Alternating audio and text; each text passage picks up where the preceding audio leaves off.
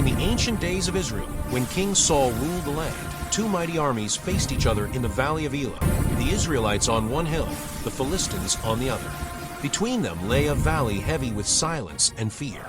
Every morning and evening, a single man broke that silence, Goliath of Gath, a giant over 9 feet tall. His armor gleamed like molten bronze under the desert sun. His spear was thick as a weaver's beam, and his voice thundered like the roar of war itself. Goliath said, shouting, "Why do you line up for battle? Choose one man to fight me. If he kills me, we'll be your servants. But if I kill him, you'll serve us." The Israelites trembled. Even King Saul, their leader, looked away.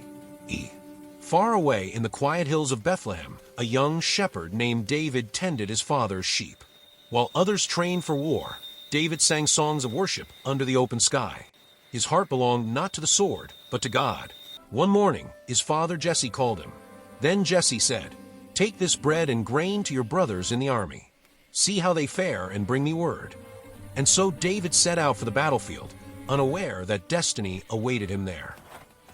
When David arrived at the camp, he heard the roar echoing through the valley once again, Goliath's challenge. The soldiers around him shook their heads, whispering of fear and defeat. But David's heart burned with righteous anger. David said to the soldiers, "Who is this uncircumcised Philistine that he should defy the armies of the living God?" His eldest brother Eliab overheard and grew angry. Eliab said, "Why have you come here, David? Who's watching your sheep? You just came to watch the battle." But David replied calmly, "What have I done now? Is there not a cause?" When King Saul heard of the boy's bold words, he sent for him. Inside the royal tent, shadows flickered from oil lamps as David stood before the trembling king. Saul then said, "You are but a boy, and he a man of war since his youth." David replied, "Your servant has kept his father's sheep. When lions and bears came for the flock, I struck them down. The Lord who delivered me then will deliver me now from this Philistine." Saul looked into the young man's eyes and saw something he had lost, faith. Saul said softly, "Go, and may the Lord be with you." He placed his armor on David, but the boy struggled to move. David replied, "I cannot go in these. I am not used to them." And so David laid the armor aside, took his sling, and chose 5 smooth stones from the brook. The valley grew silent as David stepped forward, sling in hand, facing the towering Goliath. Goliath spoke mocking, "Am I a dog that you come at me with sticks? Come here, and I will feed your flesh to the birds."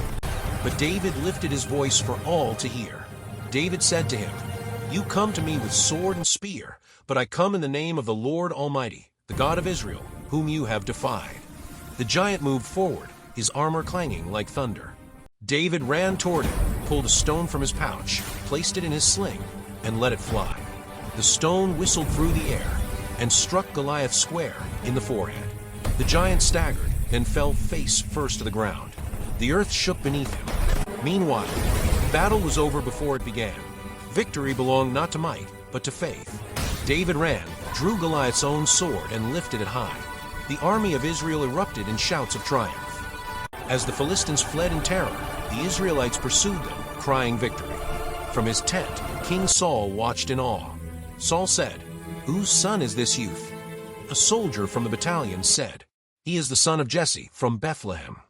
And from that day on, David's name was spoken throughout Israel, not as a boy who fought a giant, but as the one who trusted God when no one else dared to. The story tells us that strength may win battles, but faith wins the impossible. For when we stand with God, no giant can stand against us.